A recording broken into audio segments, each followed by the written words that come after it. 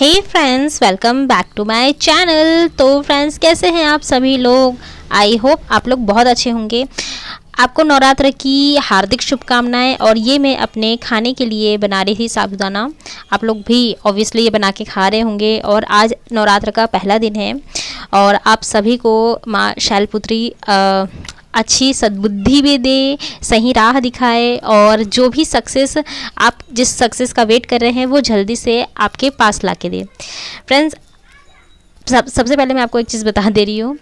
ये मैंने कुछ शॉपिंग की थी, दुकान गई थी, तो मैंने ये कुछ डब्बे लाए थे, शक्कर और रखने के लिए नमक, और ये मग्स थे, कॉफ़ी मग। मेरा मग टूट गया तो इसलिए मैं इन्हें ख़रीद के लेकर आई थी। आप बताइएगा कैसे लगे आपको।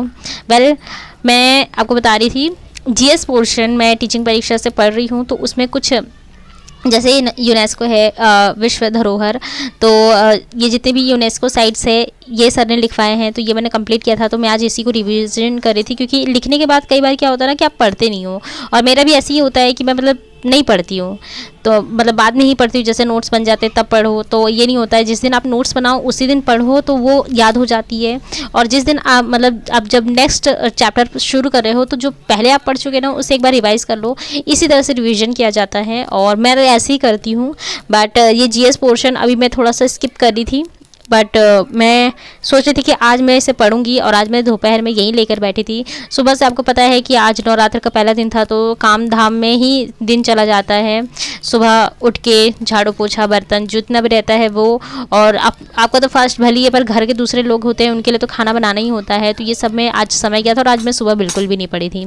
जो भी मैंने शुरू किया था दोपहर में ही मैंने थोड़ा सा पढ़ा था। और क्योंकि फास्ट का दिन है तो उस दिन एक वीकनेस भी लगती है। मुझे नहीं पता, मुझे तो ऐसा फील होता है जिस दिन मेरा फास्ट रहेगा उस दिन मुझे नींद भी जल्दी आती है रात में, और बहुत थकावट सी भी लगती है। तो इसलिए मैंने आज ज़्यादा खुद को स्ट्रेस भी नहीं दिया था, और मैंने बहुत एकदम मस्त होके पढ़ाई की थी कि जितना मन करेगा उतना पढ़ूंगी, अदरवाइज़ नहीं पढ़ूंगी। तो ये मैं इन्हीं का पढ़ रही थी। और इसके अलावा आज मैंने पॉलिटी भी उठाई थी, क्योंकि आपने देखा होगा मेरे वीडियो में ज़्यादा पॉलिटी नहीं पढ़ती हूँ, वो इसलिए क्योंकि उसका क्वेश्चन भी कम आता है और लगभग जो आता है वो बन भी जाता है इसलिए। बट क्योंकि ये भी इम्पॉर्टेंट है, भले ही 2-3 नंबरों का आए, वो आता है और इम्पॉर्टेंट होता है। और आप पीछे सुन रहे होंगे हमारे यहाँ पे पंडाल लगाए जाते हैं, दुर्गा माता की 9 दिनों की स्थापना की जाती है पूरे मोहल्ले में। हर जहाँ मोहल्ले होंगे, कॉलोनीज होगी, वहाँ पे लोग बिठाते हैं और 9 दिन इनकी स्थापना करके फिर इनका विसर्जन किया जाता है। आई होप आप लोगों के यहाँ भी ऐसा कुछ होता होगा। अगर होता है तो मुझे कमेंट बॉक्स में ज़रूर बताइएगा, क्योंकि अलग अलग मेरा वीडियो ज़रूरी नहीं है कि मैं जहाँ हूँ वहीं के लोग देखते हैं, बहुत सारे अलग अलग स्टेट के लोग देख रहे होंगे। तो आप लोगों के यहाँ कैसा क्या कल्चर है वो ज़रूर एक बार शेयर कीजिएगा, वो मुझे भी अच्छा लगेगा। और इसके अलावा दूसरे लोग भी जान के खुश होंगे कि हाँ, इतने सारे हमारे देश में वैरायटीज़ तो है, लेकिन कहाँ पे क्या चीज़ होती है ये एग्जैक्ट सबको नहीं पता होता है। तो ये मेरा जीएस पोर्शन था। जीएस पोर्शन में काफ़ी सर करवा चुके हैं, और जो कि क्या होता है, बहुत सारे लोग आप लोग बोलेंगे कि हमें नोट्स शेयर कीजिए। तो मैं सच बताऊं, ये मुझे जो चीज़ एग्जैक्ट नहीं पता है ना, मैं बस वही उनके नोट्स में से लिखती हूँ और मोस्टली उनके लेक्चर से सुनती हूँ। क्योंकि कई बार क्या होता है ना, आप वो लेक्चर जो पढ़ा रहे हैं, कोई भी टीचर की बात कर रही हूँ, लेक्चर पढ़ा रहे हैं और उसी टाइम आप नोट्स भी बनाते रहते हैं, तो इससे क्या होता है ना, चीज़ें समझ में आती है बाकायदा, लेकिन क्या होता है ना, जिस समय आप सिर्फ सुनते हैं ना तो वो पूरी चीज़ आपके अंदर कलेक्ट होती है।